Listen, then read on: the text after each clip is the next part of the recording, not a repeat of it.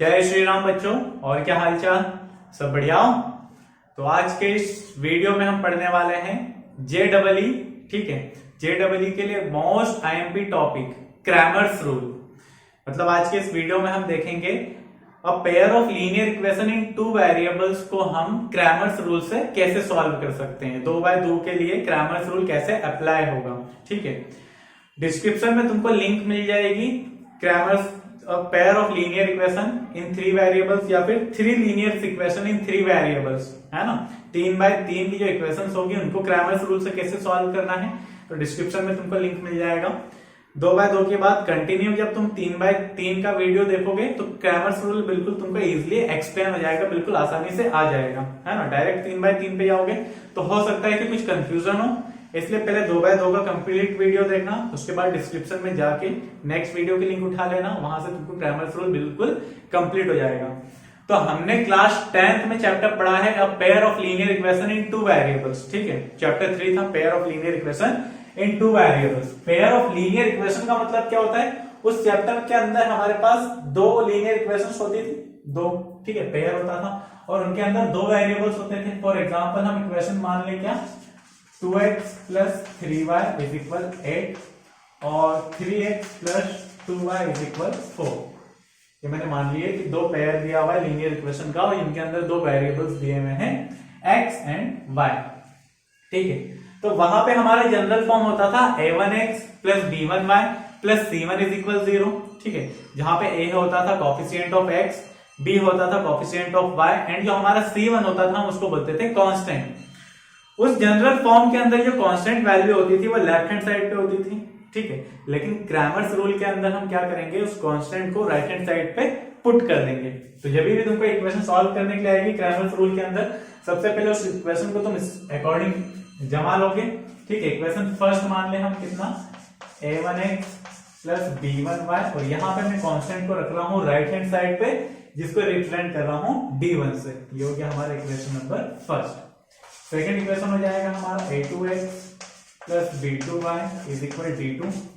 ये हो गया हमारा इक्वेशन नंबर सेकेंड। ठीक है, अब लेफ्ट हैंड साइड को अगर मैं ध्यान से देखूं तो x और y के ये जो कोएफिशिएंट आ रहे हैं a1 a2 b1 b2, इसको मैं डिटर्मिनेंट के फॉर्म में लिख दूं तो उसको हम ये बन जाएगा हमारा डेल्टा क्या होगा हमारा, x का कोएफिशिएंट a1 और नीचे वाले x का कोएफिशिएंट इक्वेशन में a2। ठीक है, y का कोएफिशिएंट b1 और इधर y का कोएफिशिएंट b2, ये बन जाएगा हमारा डेल्टा डेल। सिमिलर हमको डिटर्मिनेंट डेल 1 निकालना होगा, तो डेल 1 क्या बनेगा हमारा, जो डेल दिया हुआ है उसके अंदर हम फर्स्ट कॉलम को d1 d2 कांस्टेंट से रिप्लेस कर देंगे और second column as it is लिख देंगे। ठीक है, डेल 2 क्या बन जाएगा हमारा, डेल 1 हो गया है, डेल 2 क्या बन जाएगा हमारा, फर्स्ट कॉलम को रिप्लेस करा था, अभी हम सेकंड कॉलम को रिप्लेस कर देंगे। ठीक है, जो सेकंड कॉलम दिया हुआ है b1 b2 उसको हम रिप्लेस कर देंगे d1 d2 से। ये बन जाएगा हमारा सेकंड कॉलम। किसी को कंफ्यूजन हो डेल 1 डेल 2 निकालने के अंदर तो नोट डाल के लिख लो। फर्स्ट नोट लिखना नोट डाल के फर्स्ट, है ना, कि डेल 1 कैसे मिला है हमको, del 1 is obtained by replacing the first column of del by d1 d2। सही है, क्या कर रहा है हमने, ये जो डेल दिया था इसके अंदर जो फर्स्ट कॉलम था उसको हमने रिप्लेस कर दिया है किससे, d1 d2। Similar second note लिखना, डेल 2 कैसे मिलेगा हमको, del 2 is obtained by replacing the second column of del. जो सेकेंड कॉलम है डेल का उसको हम रिप्लेस कर देंगे d1 d2 से। ठीक है, यहां तक डेल 1 डेल 2 निकल गया हमारा। उसके बाद देखना बाय डेल 1 लिख देता हूं मैं डेल 1 से, है ना। कितना होता है हमारा डेल 1, कितना दिया हुआ है हमको, डेल 1 = d1 d2 और d1 b2। ठीक है, लेकिन हम देखें इक्वेशन फर्स्ट और इक्वेशन सेकंड से d1 d2 की वैल्यू कितनी आ रही है, a1x + b1y और d2 की वैल्यू आ रही है a2x + b2y। तो लिख देते हैं हम क्या, बाय इक्वेशन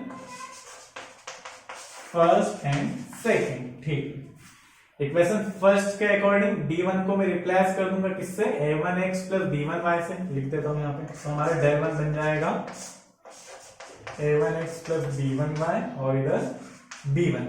सही है, ठीक। इधर से हमारा क्या बन रहा है, ठीक है, d2 की वैल्यू कितनी रख देंगे, a2x प्लस b2y और यहाँ पे बन जाएगा b2। ठीक है, यहाँ पे क्या करें अब हम, किसी को कुछ कैंसिल आउट कर सकते हैं, है ना। समझना ध्यान से, क्या करेंगे, ये जो del 1 का कॉलम सेकंड कॉलम मिल रहा है उसके अंदर मैं y से मल्टीप्लाई करूं और कॉलम फर्स्ट से माइनस करूं। कौन सा ऑपरेशन अप्लाई कर दूं, बाय अप्लाइंग, समझना, c1 is equal c1 minus y c2। c2 के अंदर y से मल्टीप्लाई करके उसको मैं c1 से माइनस कर देता हूं, तो हमारा del 1 कितना बनेगा बेटा, देखो ये a1x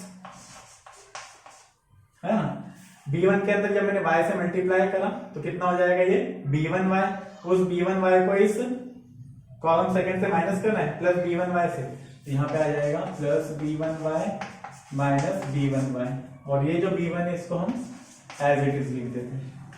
क्लियर है, यहाँ तक क्या नहीं आया तो वापस से समझना, a2x प्लस b2y, ये लिख दिया a2x प्लस b2y, लेकिन हमको ऑपरेशन लगाना है कि कॉलम फर्स्ट को मैं माइनस करूंगा कॉलम सेकंड से, लेकिन y का मल्टीप्लाई करने के बाद। तो कॉलम सेकंड के अंदर मैंने y से मल्टीप्लाई कर दिया तो ये बन गया कितना, b2y, और इसको ऐसे लिख दिया b2।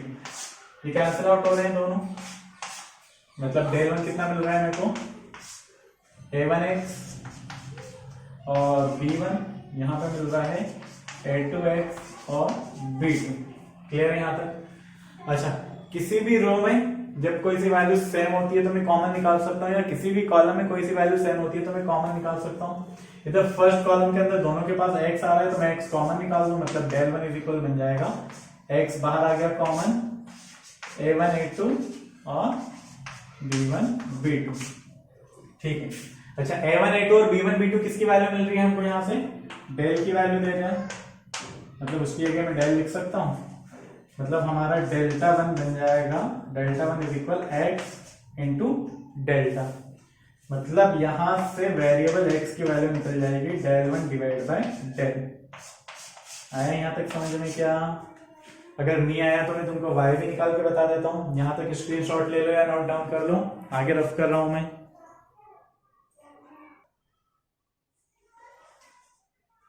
अब लिख देते हैं हम पहले जैसे ही बाय डेल्टा 2।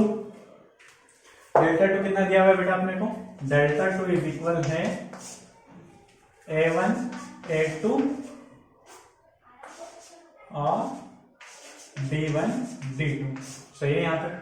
फिर लिखते हैं again by equation first and second, by equation first and second. Equation first के अंदर देखें तो d1 किसके इक्वल आ रहा है, a1x प्लस b1y के, तो लिख देता हूं मैं यहाँ डेल्टा 2 इज इक्वल, ये a1 और a2 तो एज इट इज आ जाएंगे, d1 को रिप्लेस कर दूं a1x प्लस b1y के, एंड d2 किसके इक्वल आ जाएगा, a2x प्लस b2y के। क्लियर है यहां तक सभी को। फिर से ऑपरेशन लगा देते हैं, लिख देते हैं बाय अप्लाइंग। क्या ऑपरेशन लगेगा, तुम खुद ध्यान दो, बाय अप्लाइंग क्या करूं मैं, इस बार सेकेंड कॉलम को फर्स्ट कॉलम से माइनस कर दूं, लेकिन उसके पहले फर्स्ट कॉलम में x का मल्टीप्लाई करूंगा, मतलब c2 is equal c2 minus x into c1। जो हमारा कॉलम फर्स्ट है उसके अंदर मैं x से मल्टीप्लाई करूंगा और उसको c2 से माइनस कर दूंगा। ऐसा करने से क्या होगा, हमारा डेल्टा 2 बन जाएगा कितना, a1 a2 as it is. ठीक है, इसको भी एज इट इज लिख देते हैं, a1x प्लस b1y एंड नीचे a2x प्लस b2y। ठीक है, लेकिन कॉलम फर्स्ट को माइनस करना है कॉलम सेकंड से x का मल्टीप्लाई करने पे, तो x इंटू C1, तो ये कितना बन जाएगा माइनस का A1x और ये हो जाएगा माइनस का A2x। A1x cancel, A2x cancel, हमारा डेल्टा टू कितना निकल जाएगा A1 अपॉन A2 और B1y अपॉन B2। वापस हम यहां से क्या करें, y को कॉमन निकाल दे सेकेंड कॉलम से, तो डेल्टा टू इज इक्वल होगा हमारा y इंटू A1 A2 और B1 B2। A1 A2 B1 B2 किसकी वैल्यू हो रही है, अगेन डेल पुट कर देते हैं, delta two is equal by delta, मतलब यहां से जो y का वैल्यू आ रहा है वो कितना होगा, delta two divide by del.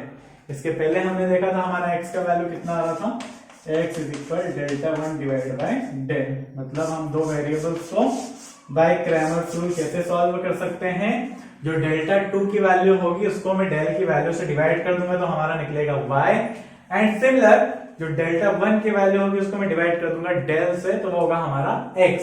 ठीक है, इसी को बोलते हैं हम क्या, क्रैमर्स रूल। ठीक है, चलो कुछ एग्जांपल देख लेते हैं हम, है ना, क्रैमर्स रूल का, तो और ज्यादा क्लियर हो जाएगा तुमको। अच्छा, सबसे पहले नेचर ऑफ सॉल्यूशंस देख लो। नेचर ऑफ सॉल्यूशन मतलब क्या होगा बेटा, जैसे हमने क्लास 10 के अंदर देखे थे तीन टाइप्स के नेचर ऑफ सॉल्यूशन थे, unique solution, no solution, infinite many solution. शायद तुमको कंडीशंस भी याद होगी, सही। JEE का वीडियो देखने आए हो मतलब 10th की तो कंडीशन याद होगी, सही है। तो यूनिक सॉल्यूशन का कंडीशन क्या था, A1 upon A2 is not equal B1 upon B2। तो फर्स्ट कंडीशन लिखेंगे हमारा, अगर मैं कोई सी ऐसी इक्वेशन को सॉल्व कर रहा हूं जिसके अंदर जब मैंने डेल फाइंड करा और डेल की वैल्यू आई है इज नॉट इक्वल 0, मतलब डेल इज नॉट इक्वल 0 आया है, तो इस कंडीशन में क्या होगा, unique solution, no solution, infinite many solution. Prove करके देखते हैं, समझना ध्यान से। जो हमारा डेल था बेटा वो किसके इक्वल था, A1 A2 B1 B2 के, और मैंने बोला है कि ये आएगा इज नॉट इक्वल 0। इस डेल्टा को, इस डिटर्मिनेंट को कैसे सॉल्व करते हैं, cross multiply A1 B2 minus A2 B1 और इज इक्वल में हमको है इज नॉट इक्वल 0। इसकी वैल्यू जब 0 के इक्वल नहीं होगी, ठीक है। उसके बाद माइनस की वैल्यू उधर आके प्लस हो जाएगी, मतलब A1 B2 is not is equal A2 B1।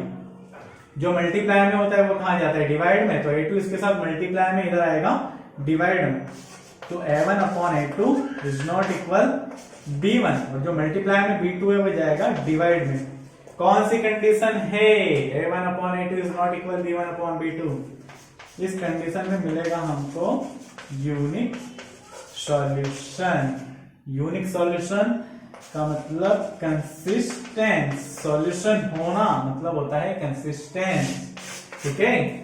Unique solution का मतलब जब मैं इसका ग्राफ ड्रॉ करूंगा ग्राफ पेपर पे, तो दोनों लाइनें सिर्फ और सिर्फ एक पॉइंट पे इंटरसेक्ट करेंगी। सेकंड कंडीशन देखो हमारी, ठीक है। सेकंड कंडीशन, अगर डेल की वैल्यू 0 है, ठीक है, अगर डेल की वैल्यू 0 है, उसके बाद मैंने डेल्टा 1 और डेल्टा 2 फाइंड करा और उसमें से कोई सा भी एक नॉट इक्वल 0 है, तो इसकी कंडीशन क्या होगी, या तो डेल्टा 1 नॉट इक्वल 0 या डेल्टा 2 इज नॉट इक्वल 0 या दोनों नॉट इक्वल 0, ठीक है।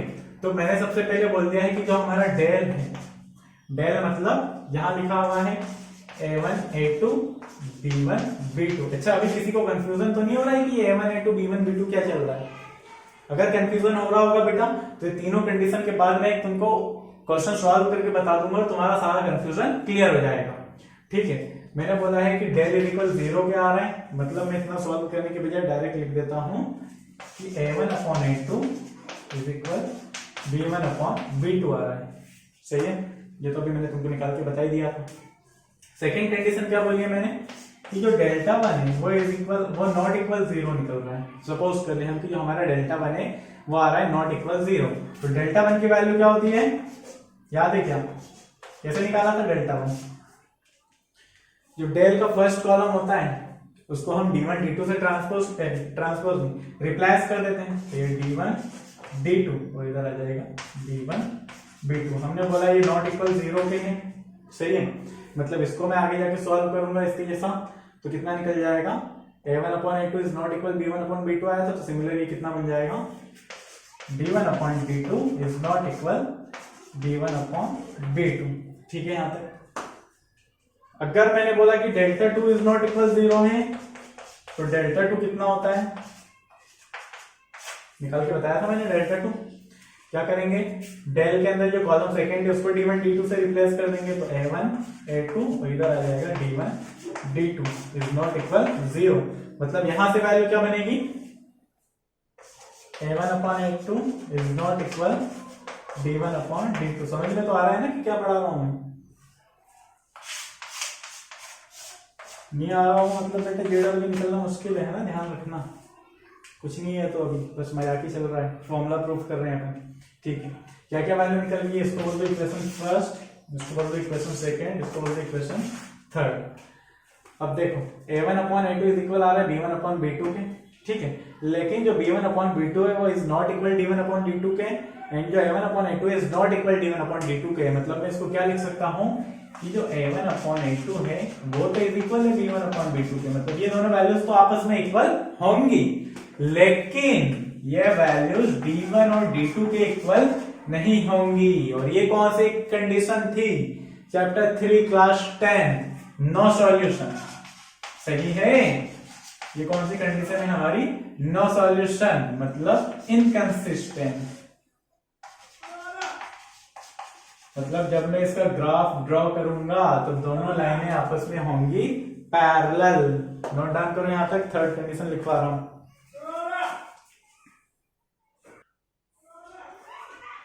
थर्ड एंड लास्ट कंडीशन होगी हमारी, अगर मैं सपोज कर लूं कि मेरा डेल है जो वो भी 0 आ रहा है एंड जो डेल्टा 1 है वो इज इक्वल है डेल्टा 2 के, और दोनों की वैल्यू 0। मतलब डेल 1 डेल 2 तीनों आ रहे हैं 0। जब तीनों 0 होंगे तो डेल 0 होगा, मतलब डेल कितना होता था हमारा, a1 a2 b1 b2। अगर ये 0 के इक्वल है मतलब a1 upon a2 is equal b1 upon b2 होगा, फर्स्ट इक्वेशन हमारे।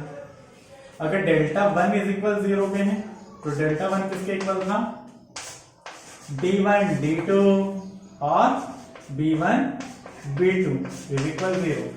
अच्छा, ये समझ में आ रहा है ग्रामर रूल, तो बेटा वीडियो को लाइक कर देना और सब्सक्राइब कर देना अगर समझ में आ रहा है तो ही। सही है, क्या बनेगा यहां से हमारा, क्या बनेगा, ये d1 upon d2 is equal हो जाएगा b1 अपॉन b2 पे। ये हो गई क्वेश्चन नंबर सेकंड। और थर्ड मैंने बोला है क्या, कि जो डेल्टा 2 है वो भी इज इक्वल होगा 0 के, तो डेल्टा 2 मतलब a1 a2 और यहाँ d1 d2 ये भी इज इक्वल है 0 के। मतलब यहां से मिलेगा a1 upon a2 is equal d1 upon d2। सही है, ये होगी क्वेश्चन थर्ड। क्या समझ में आ रहा है, समझना, a1 upon a2 is equal है b1 अपॉन b2 के, और b1 upon b2 is equal है d1 अपॉन d2 के, और a1 upon a2 d1 upon d2 के भी इक्वल है। मतलब तीनों वैल्यूज आपस में इक्वल, तीनों कोफिशिएंट्स का रेशो नहीं, दो कोफिशिएंट्स का रेशो और एक कांस्टेंट है ना। a1 upon a2 is equal d1 upon d2 is equal d1 upon d2। Class 10 chapter 3 है ना। कौन सी कंडीशन, इनफाइनाइट मेनी सॉल्यूशन। तो ये क्या हो जाएगा, infinite many solution. Infinite many solution में ग्राफ कैसा होता था, कंसिस्टेंस। कंसिस्टेंस तो कंडीशन है, कंसिस्टेंस का ग्राफ होता है कैसा, कोइंसिडेंट। कोइंसिडेंट और सॉल्यूशन होता है तो हम बोलते हैं कंसिस्टेंस, मतलब ये भी कंसिस्टेंस होगी। और इसका ग्राफ बनेगा कोइंसिडेंट, मतलब दोनों लाइनें एक के ऊपर एक। ठीक है, यहां तक नोट डाउन करो। अब हम इसका क्वेश्चन कर लेते हैं तो सारे डाउट्स तुम्हारे एक ही बार में क्लियर हो जाएंगे।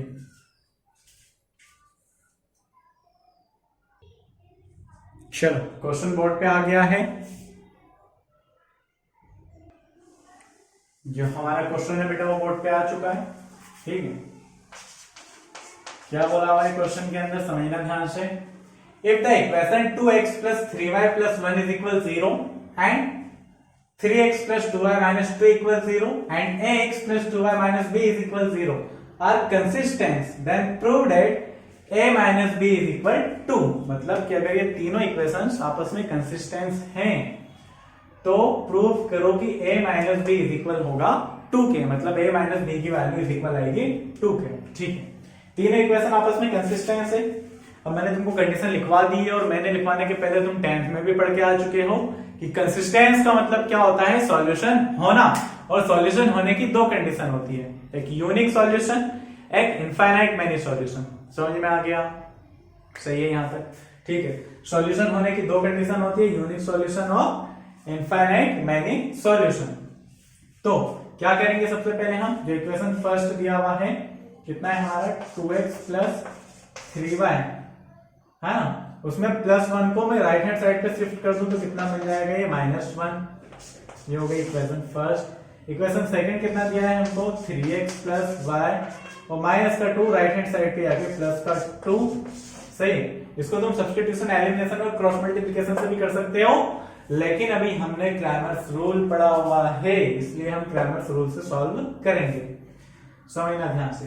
क्रैमर्स रूल का मैंने तुमको जनरल फॉर्म लिखवाया था, तो क्या लिखा था वहां पे, ax plus b_y is equal d1 and a1x plus b1y is equal d1 and a2x plus b2y is equal d2। जब मैं इनको आपस में कंपेयर करूंगा तो a1 का वैल्यू कितना निकलेगा बेटा मेरा 2, b1 का वैल्यू निकलेगा 3 एंड d1 मिलेगा -1, a2 मिलेगा 3, b2 मिलेगा कुछ नहीं है, कोफिशिएंट मतलब कितना है 1 है, एंड d2 मिलेगा 2। ठीक है। तो डेल्टा, डेल की वैल्यू क्या बन रही थी, a1/a2 और इधर था b1/b2, मतलब a1 a2 b1 b2 column wise. ठीक है। क्या बनेगा 2 3 3 1। इस डेल्टा को कैसे सॉल्व करेंगे, समझ में आ गया? वहां पे a1 a2 b1 b2 क्या था। इस डेल्टा को कैसे सॉल्व करेंगे, डेल्टा सॉल्व करना आता है हमको, डिटर्मिनेंट क्रॉस मल्टीप्लाई, 2 1 से 2 देगा, -3 3 देगा 9, मतलब ये बन जाएगा कितना -7। डेल्टा निकल गया है मेरा, डेल्टा की वैल्यू निकल रही है -7। ठीक है, ठीक है। डेल्टा 1 निकालते हैं। डेल्टा 1 कैसे निकालते हैं, जो डेल निकला है उसके फर्स्ट कॉलम को मैं कांस्टेंट से रिप्लेस कर दूं तो कितना मिल जाएगा -1 और 2। बाकी second column as it is. ठीक है, सॉल्व करते हैं। डेल्टा 1 कितना देगा -1 और -6, मतलब ये बन गया -7, मतलब डेल्टा 1 भी आ गया है हमारा -7। ठीक है यहां तक। डेल्टा 2 निकालें। डेल्टा 2 कैसे निकालते हैं, हमने देखा था फॉर्मूले के अंदर, पूरा फॉर्मूला प्रूव करके बताया मैंने तुमको, है ना, ध्यान रखना।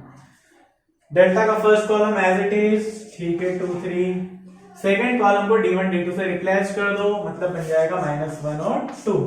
डेल्टा 2 सॉल्व कर दे, डिटर्मिनेंट निकाल दें, ये बनेगा 4 और ये माइनस और माइनस प्लस 3 1 3, मतलब +7। डेल्टा 2 आ गया है हमारा 7।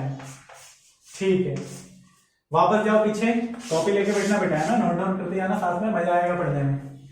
डेल्टा 1, तो x का फॉर्मूला हमारा कितना बना था, डेल्टा 1 डिवाइड बाय डेल, और डेल्टा 1 की वैल्यू कितनी है मेरे पास -7, डेल्टा की वैल्यू -7, तो माइनस माइनस प्लस हो जाएगा, मतलब x की वैल्यू आ गई 1। जब तुम एलिमिनेशन, सब्स्टिट्यूशन या क्रॉस मल्टीप्लिकेशन लगा के निकालोगे तो x की वैल्यू कितनी मिलेगी तुमको 1। अपन ने क्रैमर्स रूल से निकाल दिए। y के लिए फॉर्मूला बना था डेल्टा 2 डिवाइडेड बाय डेल, तो डेल्टा 2 की वैल्यू 7 पॉजिटिव, डेल की वैल्यू 7 नेगेटिव, कैंसिल आउट देगा -1, मतलब y निकल गया मेरा कितना -1। ठीक है, अभी तो x और y निकला है। कंडीशन क्या दी थी मेरे को क्वेश्चन के अंदर कि तीनों लाइनें आपस में कंसिस्टेंस है, तीनों लाइनें आपस में कंसिस्टेंस है, मतलब तीनों लाइन का आपस में सॉल्यूशन निकल रहा है। अब तीनों लाइन का आपस में जब सॉल्यूशन निकल रहा है, मतलब ये जो x और y की वैल्यू है वो थर्ड इक्वेशन, कहां गई हमारी थर्ड इक्वेशन, इस थर्ड इक्वेशन को सेटिस्फाई करेगी। ठीक है, तो मैं x और y की वैल्यू इसके अंदर पुट कर दूं, कितना दिया है हमको, x plus 2y minus b equal 0, तो a की वैल्यू कितनी रखनी है मेरे को, नहीं a की वैल्यू नहीं, x की वैल्यू रखनी है। a इज इट x की वैल्यू 1 प्लस 2, y की value -1 minus b equal 0। a का मल्टीप्लाई 1 में कर दूं तो a, और 2 का मल्टीप्लाई -1 में कर दूं -2, और माइनस b इक्वल 0। ठीक है, माइनस के 2 को उधर शिफ्ट कर दूंगा तो राइट हैंड साइड पे जाके वो पॉजिटिव हो जाएगा, मतलब a minus b is equal आ जाएगा 2 के, एंड हैंस प्रूव्ड। ठीक है,